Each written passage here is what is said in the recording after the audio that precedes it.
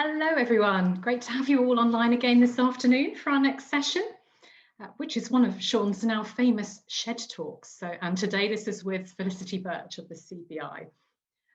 A few quick housekeeping points before we begin. So we've got participant video and sound disabled for this session, but of course the whole point of SHED talks is that you get to ask questions directly of our special guests. So we'll be using the chat function to log anything that you'd like to ask Felicity.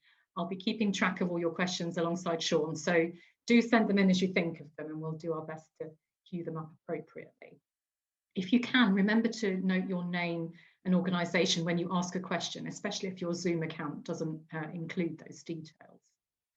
To note too that we're recording this session and it will be made available after the event to PraxisAuril members. Okay, right, I think it's time to hand over to Sean in his shed. Thank you, Maxine, and welcome everybody, and welcome back to the shed. And you'll see that it doesn't quite look the same as it did. I've had to put extra insulation in so that I can keep going during the winter, but it's still the same shed, I assure you. So this is definitely a shed talk still, and they're called shed talks because they involve a talk, and at least my part of it takes part in a shed. I don't think that Felicity's actually got into a shed today, but she's certainly got some very nice Christmas decorations there.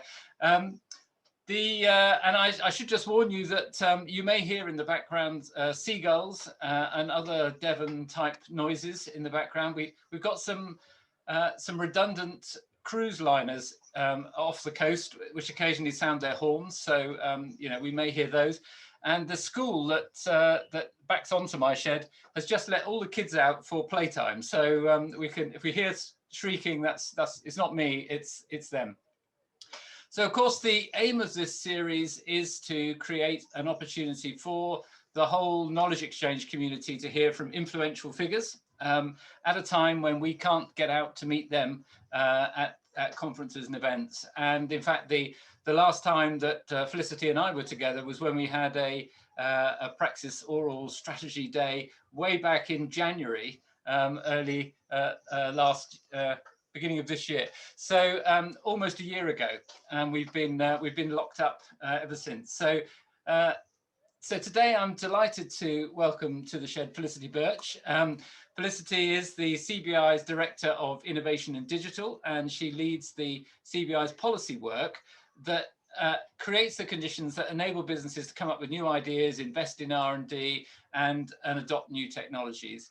She was one of the driving forces for the CBI's campaign to get the government to commit to 2.4% or any target actually for R&D expenditure, but 2.4% seemed like a good number. And in her previous role at the CBI, she was also responsible for the agenda on pay and the future of work, which are really important topics for us to talk about today, I suspect. Felicity's got a background in economic policy focusing on business growth. And before that, she worked for the EEF, the Engineering Employers Federation. And she's also worked for Experian, thinking about regional growth. So there's a whole range of experiences that Felicity has. And so Felicity, welcome to the shed. Thanks very much. I'm delighted to, well, I was going to say be here, but delighted to be on the call. And I should share my background noise warnings. I have a festive background and a church across the street that has decided that they're going to blast Christmas carols. So if anyone really wants to feel festive, this is clearly the call for it. Great. Well, it's really good to have you with us, if not here, at least with us. And a reminder to everybody to ask questions as we go on the chat, and I'll try and pick them up as we go. But I want to start off, Felicity, because with a view from the CBI, really, about, you know, this has been a pretty challenging period for all of us. How does it feel to be in business at the moment, do you think? And in particular, the kinds of businesses that you are worried about, the innovators, the people that are spending money on R&D. What do you think is, you know, how does it feel to be them at the moment? Yeah, well, I think if I can, I'll start with a bit of a story on sort of how how this all played out personally. So cast your mind back to March. It certainly feels like a very long time ago now. I had made the questionable decision that I was going to continue to take my holiday. Flew out to Spain. Promptly turned around when they called a state of emergency, and thought, no, I'm going to take my annual leave anyway. If I am stuck at home now, the UK has had a lockdown, I'm going to stay at home. Day later, call from my boss. Quite a lot of our members are trying to find ways to innovate in this crisis. Do you think you can start work again? So I managed to get about 24 hours off, and then sort of what did I come back into? Well, it was quite incredible, really. The number of members that have been calling us up, have been emailing us and saying, I think I can divert my production to make ventilators, but how do I start? Or I'm a whiskey manufacturer, I can definitely make hand sanitizer. I need plastic bottles. Can you put me in touch with someone who can make those and deliver them to me? And we saw this sort of really immediate stepping up by businesses, and a lot of this kind of innovating to help out. And I was really struck by kind of how broad that was across industry. I think the examples on things like ventilators, PPE, hand sanitizer are relatively well known, but so many examples more broadly across the sector. We had AI companies who were developing bots so they could automate hospital admissions and get people back into working in hospitals more quickly. Vodafone have this thing called a Dream Lab. I'd really encourage people to look this up. Actually, it uses the spare computing capacity on your phone to help do data analysis and solve some big thorny problems. They immediately set one up on coronavirus. And of course, we've seen things like the rapid development of the vaccine in collaboration with Oxford University and AstraZeneca. Loads and loads of examples of sort of businesses stepping up to help out. And I think really indicative of the can-do attitude of British businesses and the innovation community in the UK. The other thing we saw a lot of is what I've called innovating to figure it out. And by this, I really mean, what we've all seen really, companies that have come up with new ways of working, new products, new services, so they can continue to deliver in the crisis.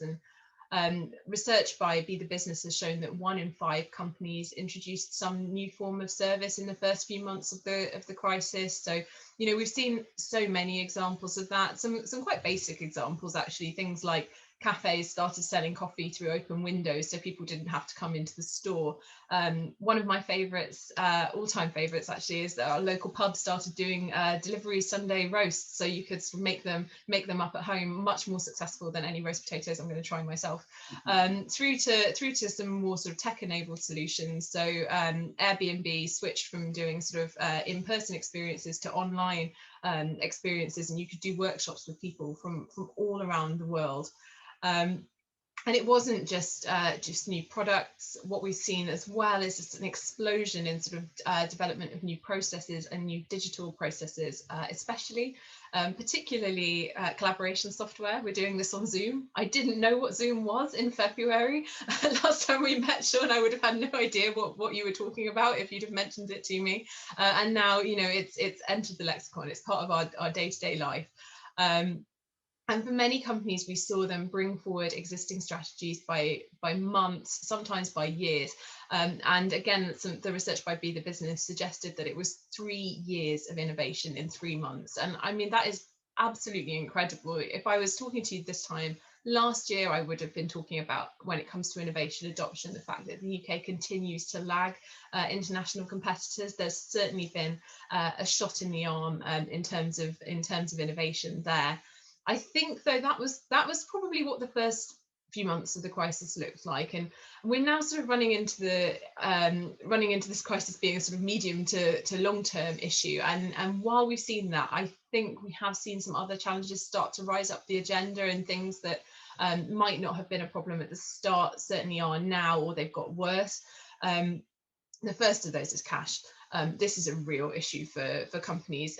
Even companies that at the start of the crisis had quite strong cash reserves, often now they'll have spent them down. Many have been dealing with an extended period of reduced demand, and they just don't have the money now to invest. I mean, some of it has been invested, which is good news, but it's kind of how do you keep that going? And it's a big question. It's a particularly tricky question when it comes to innovation. Often innovation funding for businesses match funded innovation funding, and they don't have the funds to sort of to match that.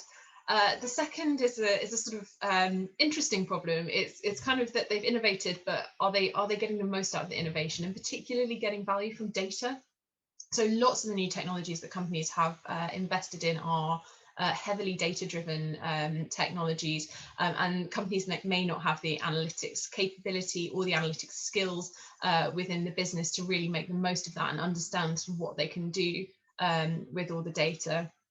The third, and I think you really feel this actually when you're somewhere where you normally would have been attending a conference, is this innovation at a distance challenge. We've heard members sort of saying that actually individuals have probably become more productive during the crisis, but they're really worried about what it's done to teams.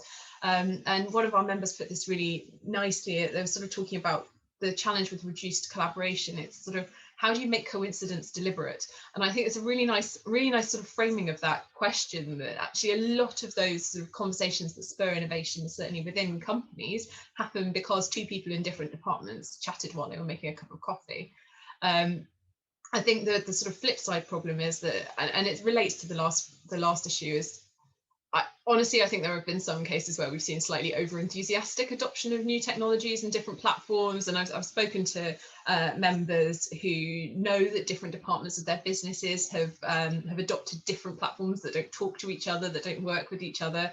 And I think that creates a bit of a challenge. And then probably the final issue that I would say has risen up the agenda, it's always been one, but become more important, is around cybersecurity risk.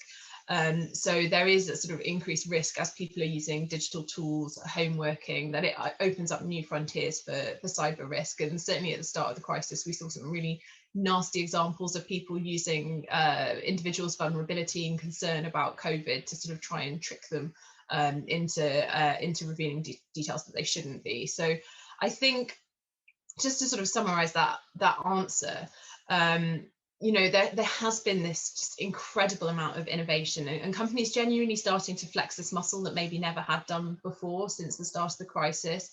But we are now in a massively challenging environment, and our surveys do show that when it comes to investment intentions in innovation and R&D, more businesses are looking to reduce their investment rather than increase at this point in time. So quite a challenging environment that we're leaning into.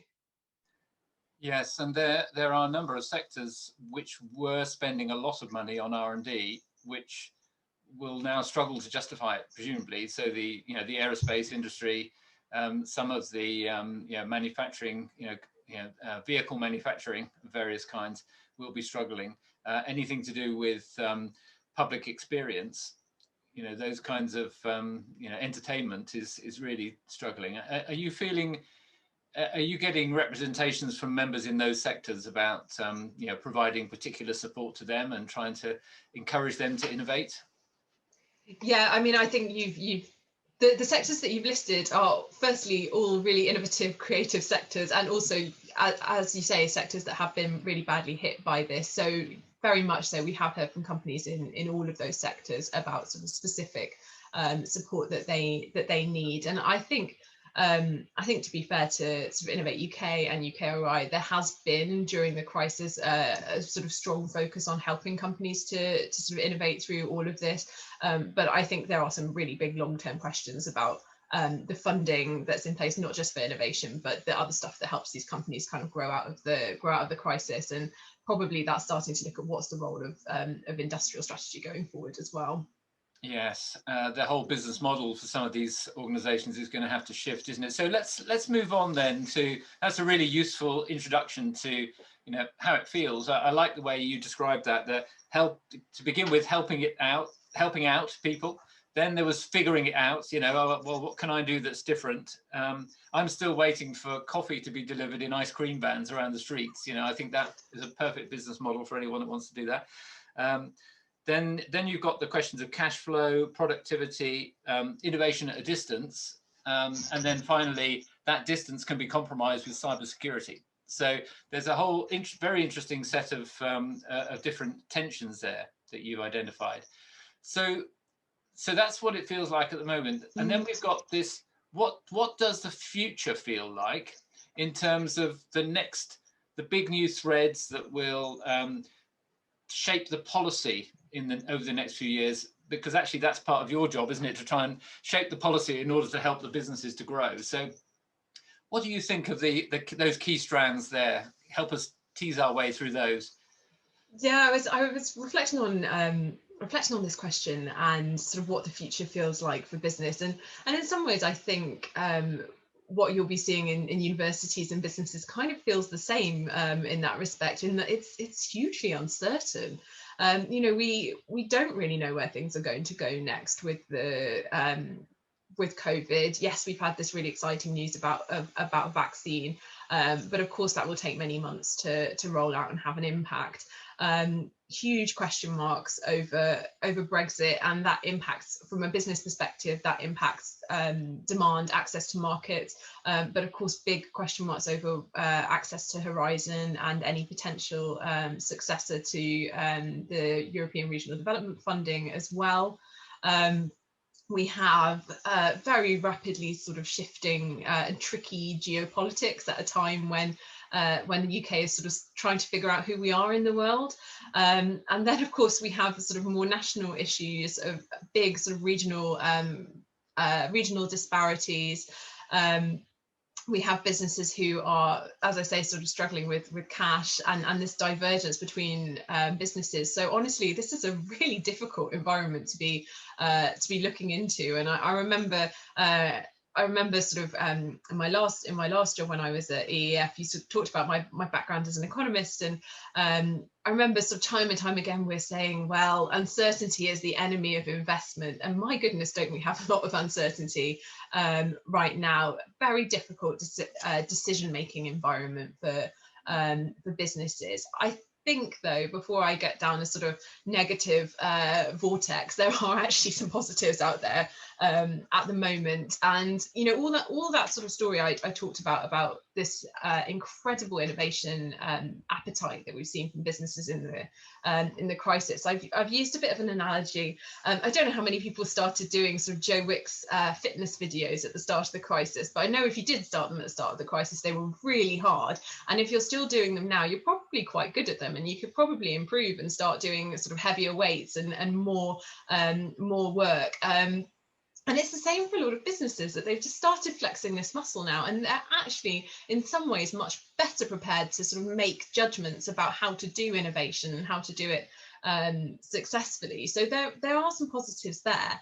And then on the government side as well, we had the spending review last week. It's a one-year spending review. There are a few things in there that I would like to see a bit more on, but government clearly sees science and innovation as part of the solution, not just for the crisis, but to sort of who we're going to be in the long term. We did see that commitment to 2.4% on 2.4% of GDP being spent on R&D restated.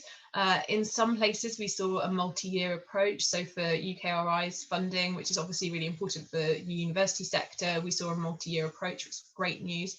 And one of the things I found quite interesting is that R&D wasn't just talked about in the context of R&D in the spending review document. It was definitely looking at how we can use it to solve other challenges, and particularly around net zero, which is such an important issue for the planet, for everyone in the UK.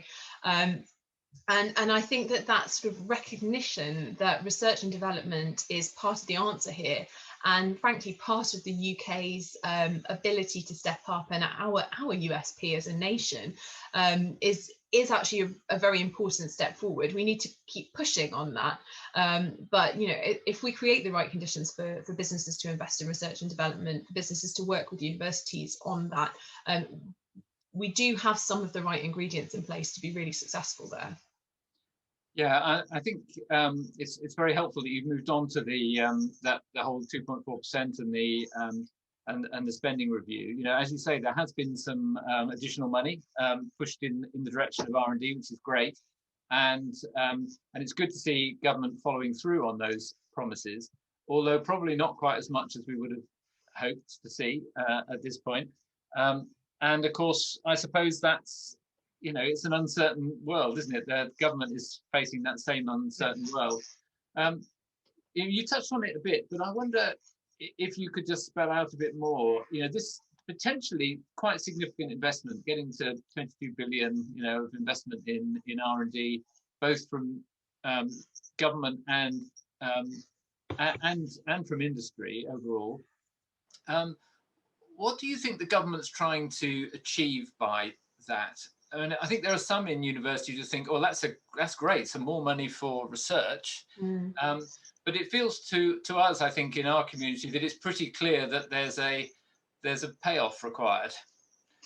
You know, from your point of view, are you seeing that being described in any way, apart from in very general terms? Are people beginning to say, okay, well, what do we get for our money? Yeah, honestly, I think that this is something that the science and innovation community collectively needs to get a bit better at, is telling the story of the value that science and innovation has to society. I think we have seen sort of steps forward and things like that. I'm sure there will be many on the call who are used to dealing with talking about impact as part of their REF assessments. But I think it's a slightly sort of bigger picture that we need to talk about in terms of the impact for our economy for science and innovation. And I remember when we were initially talking about a target for research and development, and people were like, well, there's an input target, you know, we can spend all we want on R&D, what do we get for it? I would argue that the input is really important. You know, things like the Oxford AstraZeneca vaccine, just take that as one example. That wouldn't have happened without years of committed university research and university research funding. We absolutely need that blue skies funding that takes a huge amount of time to have a payoff for. It also wouldn't have happened without business investment and business capabilities and business capacity. And you have to build those things up and invest in them over time. And unfortunately, it is one of those things where the outcomes are sometimes a bit vague and sort of very interconnected with other things. But that clearly wouldn't have happened. And I think actually on occasions like this, where something is genuinely game-changing and hopefully going to make people's lives better, we need as a community to sort of shout about how important that is, and the role that government stepping up and investing played in delivering all of that. But I also think we need a sort of broader, richer story of the benefits in science and innovation. And done right, you know, it's clearly the answer to some of the big economic challenges that we've faced over the last decade or so, really, thinking about particularly the UK's persistently low productivity and some big regional differences, but also driving inclusion. And for me, we had our CBI's Diversity and Inclusion Conference last week, and I was really struck by hearing from some of our members in technology roles just how using innovation had helped bring more people into the workplace. One of them was from a recruitment industry that was using AI to help, and they were sort of getting more disabled candidates because of the way they were designing their processes. And so there's lots of really good stories that we can tell about how research and innovation is driving solutions to society's biggest challenges. I talked already about net zero. I've talked about COVID-19. And then I think the sort of final strand there, sort of looking to the UK's role in the world, is how that a thriving innovation economy can help us lead international collaborations, not just on scientific research, but also on the way things are done in the world, and sort of set the tone in the world. And I'm particularly thinking about sort of ethical use of technology and algorithms. I think that's somewhere that the UK could really sort of lead the way. And it's that sort of intersection between our brilliant university sector, thriving sort of business and technology sector, but also very strong civil society in the UK. And you sort of take those three together, and it does give us quite an incredible platform. I feel like I said we need to have a much clearer story, and I've just given quite a few examples. And honestly, like I don't think I have that answer yet, but we do need to get better as a sector about talking about it. Yeah, I suppose it's easier to shout about things that you can see a direct impact there and then, isn't it? And it's often the case with things like with spin-out companies that Yes. It's easier to shout about them because they've got a logo and a chief executive, and you can point to them. Whereas a development that has led to 1 million people surviving from malaria that wouldn't have done previously, it's quite hard to see that. Now, we're very excited about COVID at the moment, so it makes a big difference. But no one's really interested in hip replacements. And yet I'm speaking to you from the hip replacement capital of the world, Exeter, where we're celebrating 25 years of the Exeter hip. A particular form of hip replacement was pioneered at Exeter 25 years ago, apparently. So people don't realize they've got an Exeter hip, but your mum or grandma might be standing now thanks to Exeter. So there are all those kinds of impacts that that people can have always. And I think you're absolutely right. Shouting about it, becoming clearer about those is going to be key if we can justify the investment that people are making in us over time. It's a funny challenge that science and innovation has, that almost as soon as we have an innovation in our day-to-day life, we get used to it, we take it for granted, and we don't really think about everything that it took to make it happen. Yeah. And so that does make it a sort of challenging place to tell stories about. Certainly, I never even really thought about how we developed the process for a hip replacement, and why would I? Well, thankfully I haven't had to have one yet. Although sitting at my desk all day is not helping. But it's like I genuinely think finding ways to tell those stories matters hugely for the sector. Yeah. Well, we'll see a whole wave of new hip replacements coming through now after all this sitting. Okay, so that's the kind of global picture, or the sort of national and global picture. What about regions? You touched on it a bit, but there was a lot of talk in government a few months ago about levelling up, and it was really important to spread the R&D activity away from the Golden Triangle into other parts. We're hearing less about that now, or if we are hearing about it, it's just about the north. There was one point where I think we were all thinking, well, maybe everywhere outside of London and South East is actually the north, because we equally don't have, pretty much equally don't have R&D in. It is very concentrated. So does the CBI have a view about levelling up, and how that can help? And do you have plans that the CBI can help us make levelling up a reality?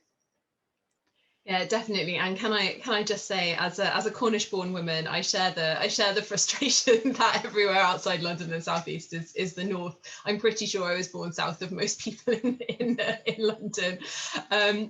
So I think it's vital that we increase productivity and growth across the regions.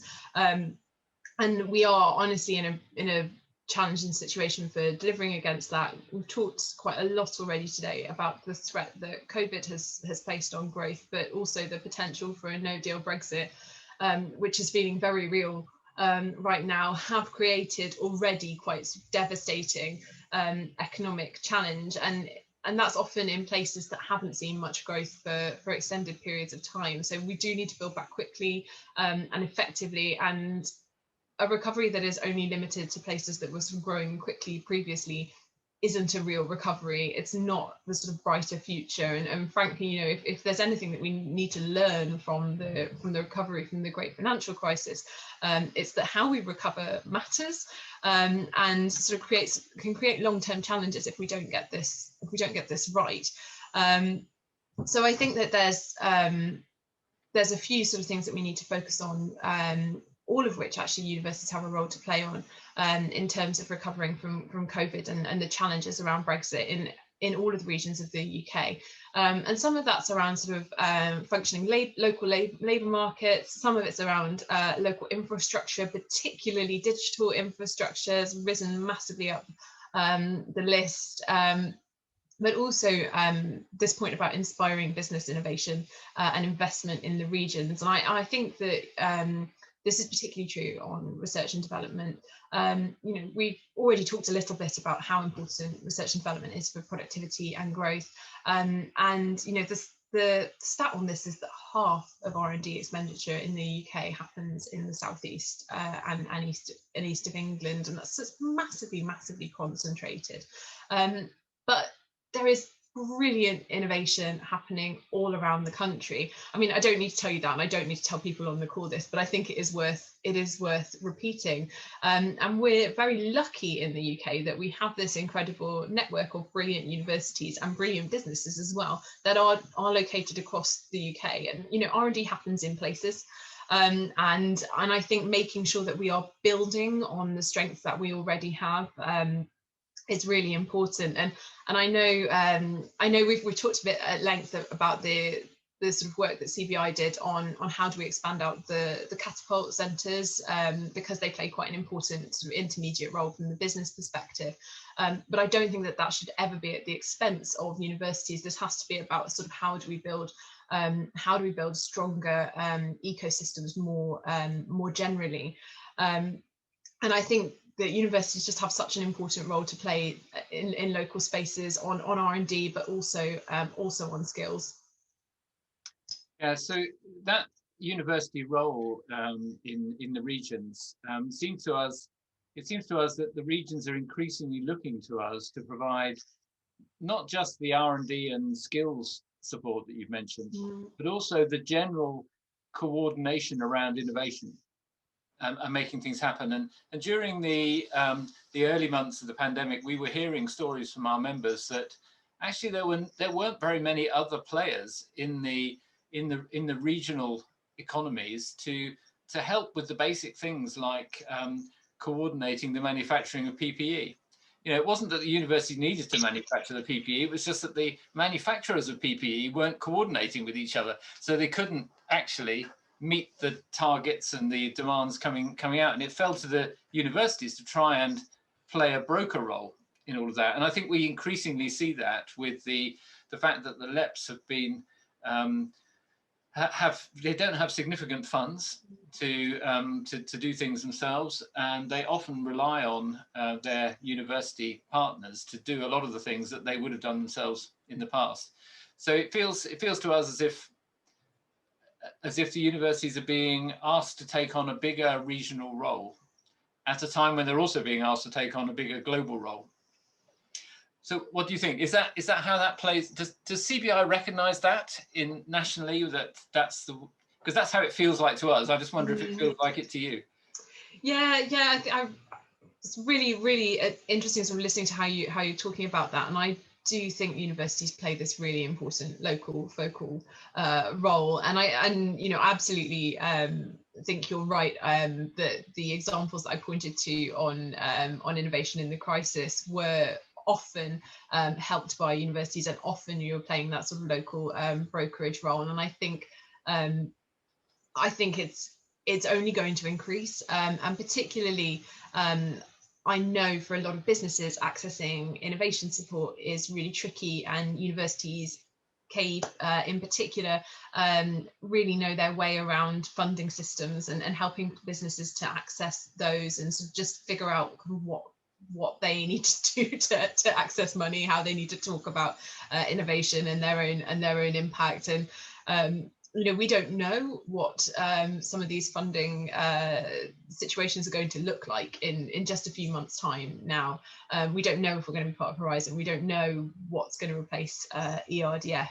And I think businesses will be increasingly looking to universities to help them figure some of that out, which will obviously be at the same time that you're all figuring it out as well. But I do think that sort of local, being a local focal point, sorry, that's a really terrible rhyme, but also just, universities are such an important part of local innovation networks, particularly when you head out of London and the southeast. A lot of people in a local area will have gone to that university. They will be sponsoring PhDs in that university. They'll know the professors there. They might just want to pick up a phone to kind of chat something through if they've got a new idea. And I think being able to have those organizations, those institutions where you have this incredible knowledge in a local area, again, it is a huge strength of the UK. When I talk to large multinationals about why they're investing in the UK in R&D, the university sector in the UK is always the top reason, and sometimes it's the sort of research intensives, but it's not always. I think that's the other thing that we sometimes forget, is the diversity of the UK's research sector is absolutely incredible, and we have universities who are delivering all sorts of different services for businesses, for local communities, and yeah, a big role. I don't see it getting any smaller. Yeah, well, that's it's good to know. CBI recognises that. It just feels like the eyes are on us to help deliver some of that.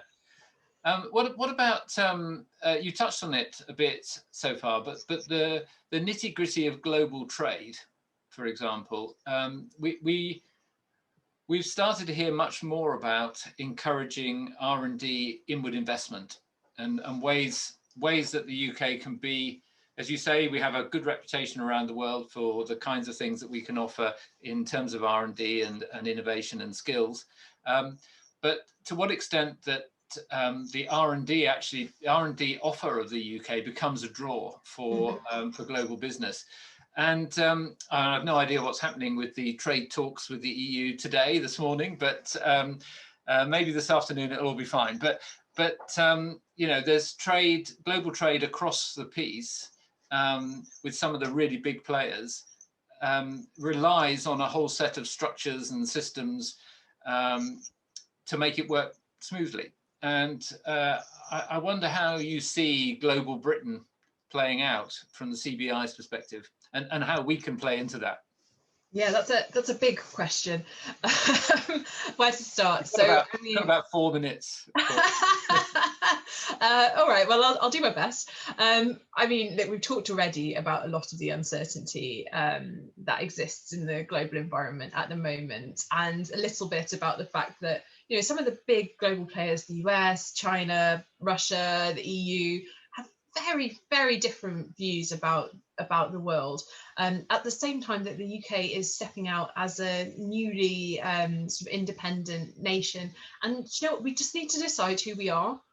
And back in January, I was talking about what we needed to do to promote innovation in the UK, and I came up with a framework that had 5 Fs in it.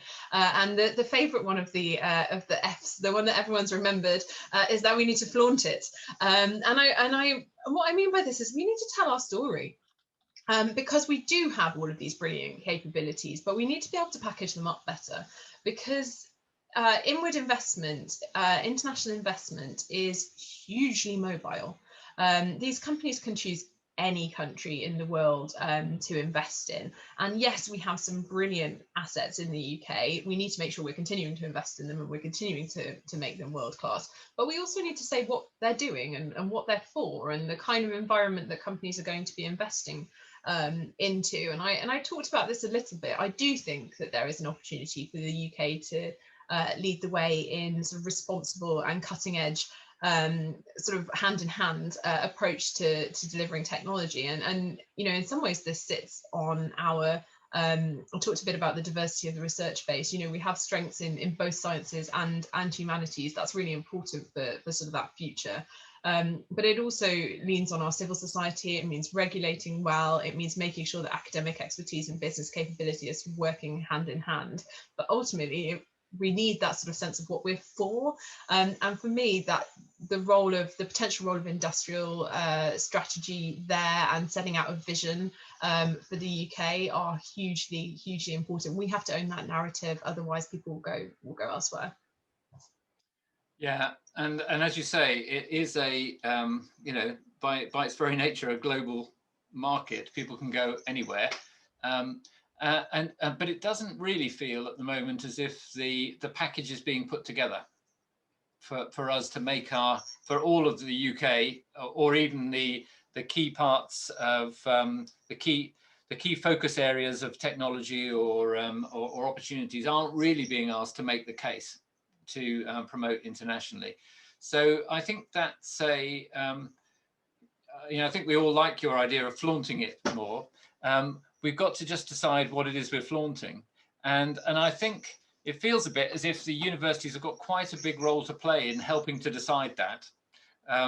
But at the moment, it isn't being coordinated very effectively, I don't think. So there may be something that the universities and CBI can do about trying to shape this all. I'd just like to remind everybody that we're 20 minutes to go before the end, and if people have questions, they can put in the chat, and we'll follow up. And I'm gonna just follow up with a question that's come in now, which is about it sort of follows on from what you just said, Felicity, about we've got this very diverse set of strengths, R&D across the UK, including universities. How that might make it quite difficult to form a kind of coherent brand for our case that we're going to make. And so the questioner is saying, well, what stakeholder, what is the key stakeholder that can help us? Is it the CBI, or are there others? Is it a job for a part of government? Is it not? I mean, how do you see that playing out? Yeah, so ultimately, I think what is Brand Britain is a question that government has to answer. But I think that the business community and the university community can give a good stab at answering that question. And many of you will have seen, and if you haven't seen, the CBI has a new Director General who started just last week. He's 1 week in.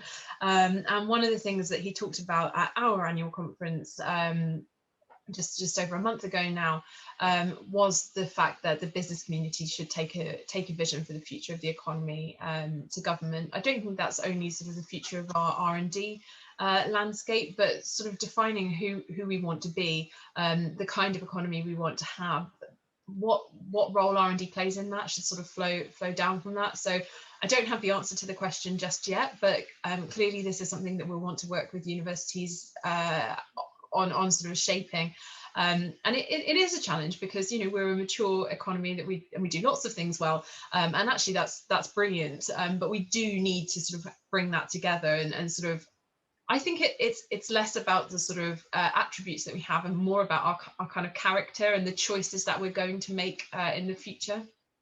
I think there's also a piece about Department of International Trade not really understanding R&D investment. Or innovation for that matter, and not being clear about a certain type of investment, but perhaps not others. And I think we could probably help more there to get that across. Okay, so we've got regional sorted out, we've got global sorted out, we've got the national picture sorted out. So and we've seen how universities play their role in all of that. And that universities are doing quite a lot to help with all of that. But what do you think business wants from universities that we're not currently doing? What should we be? Where should we find our new? What have we figured out? What should we be figuring out now as our new way, our new outcome after the pandemic? What do you think they're looking for us to provide? And you touched on it a bit with navigating through these complex innovation systems, but what else is there? Yeah, honestly, I don't think that this is a case of things that universities aren't doing for businesses already. I think most of the university members that I speak to within CBI are thinking very deeply about how they help and support and work with businesses, and already have lots of activity happening in that regard already. But I do think there's a few things that it's worth thinking about. In particular, some of the stuff that I was talking about earlier about just what it feels like to be a business innovating at the moment, you need to be mindful of that. Businesses are really cash constrained and they're really capacity constrained. They don't have a lot of time for sort of thinking about business growth, thinking about long-term strategy, thinking about innovation. I mean, I'm making some quite big sort of broad brush statements here, but it's a really tough time to be running a business at the moment. And it's not to say they don't want to be doing those things, but I think the sort of outreach that universities can do to businesses to engage with them becomes more important, because you need to sort of be visible above the parapet and all of the other issues that businesses are dealing with right now. So that's probably one, is just kind of understand what it's like, and as much as possible try and sort of communicate and reach out. The second is probably just about thinking about how you work with businesses as being a long-term collaboration and a relationship. I know we've had many conversations, and I've had conversations with PraxisAuril colleagues about sort of challenges that businesses sometimes find when they're trying to work with universities on intellectual property. It's the thorny issue that comes up time and time again. Honestly, I always find when I've sat down with a room full of sort of business and university representatives and talk about it for a while, solutions are reached. And it doesn't have to be the thorny issue, but I think you do have to sort of think about it as a long-term relationship and a collaboration, and sort of what both sides can get from working with each other, rather than this IP is worth this many pounds and we're not sort of budging. Honestly, I don't really think a lot of universities are in that space. I think it's a kind of over characterization, but just remembering that there's a potential for a long-term relationship there and placing value on that.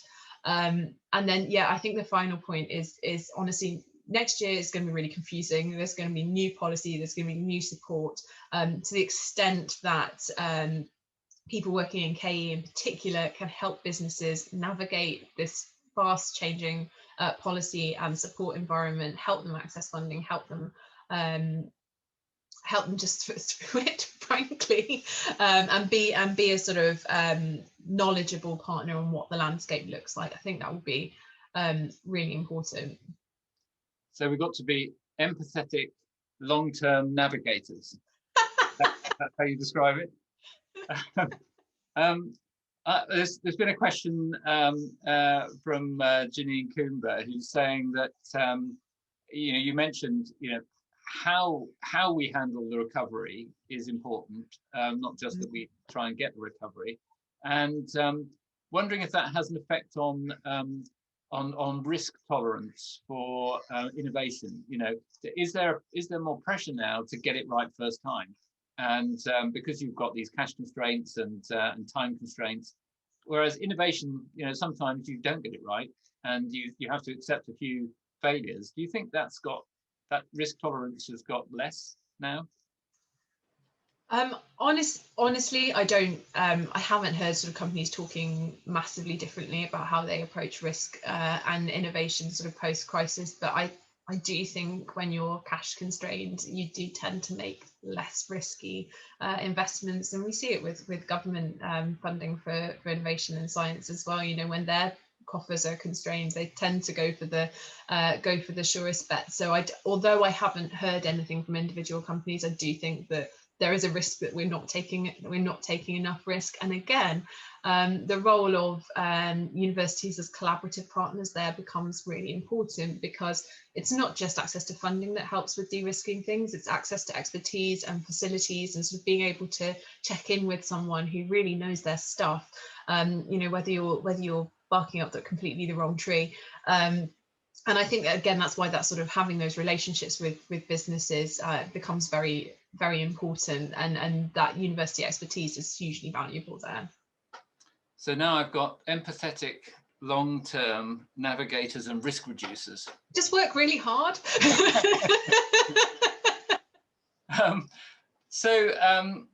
That's about that was about what does business want from universities that we're not already doing, and then there's a question about if we are helping. It may be already been answered by what you said, but there may be a slight nuance here. If our focus is to help businesses emerge from the pandemic stronger, what bits of our armory should we really be using? Is it R&D? Is it skills? Is it innovation? Is it risk mitigation? Is it raising funds? The answer probably is all of those. But if we were to flip our purpose to be what is the best way that we could help the business community emerge from the pandemic, what would you suggest we did? Well, I'm not going to leap into that answer, largely because I know that this is such an important issue that it's something we're planning on doing more research on in the coming years. So I would just like to flag that to everyone here. We had a session with our Innovation Council, which is mostly made up of innovative businesses, and the top priority for that group was to think about how we can help and build stronger collaborative relationships throughout the innovation ecosystem. So not just looking at the role of universities, actually also looking at what's the role of large companies in stepping up and helping innovation. So we are asking that question right now.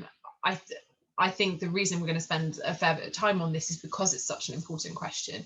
But in the initial conversations that we had with members, I think there were probably three key issues that they were looking for help on. So the first is around skills, and particularly sort of thinking about potentially very large reskilling challenge that we're going to face. We did some research with McKinsey earlier this year that showed something like 9 in 10 employees will need to reskill by 2030. That's a huge number of people. Of course, there are other aspects of the skill system than universities, but clearly you're a key player here. And one of the challenges that businesses have already raised to us is that a lot of the kind of forms of courses are too long. They're not sort of specifically focused enough on business challenges. Potentially everyone's favourite, the knowledge transfer partnership might actually be a really great option here, and sort of thinking about how we can build on some of those innovation partnerships that already exist. And then the other two issues, I'll sort of wrap them up together, is really around R&D. We've spoken about that, I think, at quite a lot of length, but also innovation more generally, and particularly sort of looking at innovation in management practices and innovation adoption. So I think there's a growing role for university business schools in helping businesses to operate effectively. And again, not always providing these sort of long-term courses, but thinking about other ways to sort of break up content and help businesses to become sort of faster, leaner, more productive, and more effective. Yeah, that's really helpful, and it is you know, it's often the case when you talk to businesses, the thing that they want most is skilled people, and you can get those skilled people from doing collaborations, or you can get them by making sure that the people developing skills have got the kinds of skills that you need, which again encourages you into a collaboration, because we're not mind readers. So the best way to you know, to make sure we're providing what people need is to be working in collaboration. So we're getting near the end now, and I just wanted to touch on, you already mentioned briefly, you've got a new leadership team at the CBI, not just a new Director General, but a new President of the CBI. Do you see, and the CBI has, you know, it's got a particular group of businesses that it's working with.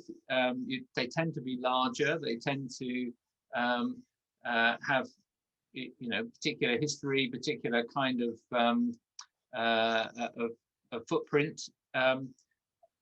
Do you see, where do you see the CBI going next, do you think, in terms of its future operations? Where's its focus going to be? Well, no small question to finish on, but I think actually over the last 5 years, we've already seen a sort of massive diversification in terms of the businesses that the CBI speaks for, and actually COVID has accelerated that as well. We've had a lot of smaller and more innovative businesses join our membership, and of course we represent the university sector as well. And honestly, I think it's hugely important that we are speaking for as broad a cross section of industry and business as possible, because I think the big goal for us over the next few years will be to bring this big vision of what a better economy could look like to the government, and then help the government to achieve it. And I often think that one of the reasons that we're successful at the CBI is because of the breadth of organisations that we speak for. You know, if you get our members around a table to agree on something, that solution is probably going to work. You know, they might not all agree at the first instance, but you get people to talk it out, and you find a solution that we can genuinely take forward. And what I hope we will do more of is that bringing together groups cross-sectorally to solve some of the big thorny issues that we're struggling with. And I know that the headlines of the vision that we're going to come up with are something around a more progressive, more dynamic, more competitive economy. I know that there's a huge role for innovation in there, and I think working with our members, working with the university sector as well, hopefully we can take some big steps towards it as well. Well, Felicity, thank you. This has been a really great SHEDTalk. It's been really interesting to see your perspective, not just on what the challenges are for particular members of the CBI at the moment, but how you see the policy landscape developing and where you see the role for universities. I think you've set us some challenges, not least to flaunt it more, but to play an even bigger role in the innovation ecosystem, which in some ways we're helping to create. So Felicity, great to speak with you on the SHEDTalk today, and thank you very much. And now I'll hand back to Maxine. Thank you, Sean. Thank you both very much. That's been a really interesting and important session that will resonate very strongly with our members, I think. So thank you very much. Excellent sharing from the Shed as always. All of those attending, do let us have any feedback, and keep sending in suggestions also for whom else you'd like us to interview over the coming months, because we'll definitely do some more of these. I hope you enjoy the rest of the day's sessions. We still have more panel and interactive sessions lined up for this afternoon. If you're unable to log in for any of those, do come back at 7 o'clock for a quick roundup of the day's events and a chat with Tamsin, Alistair and I. But in the meantime, thank you again both very much, and we'll see you next time. Thank you. Thanks everyone. Bye.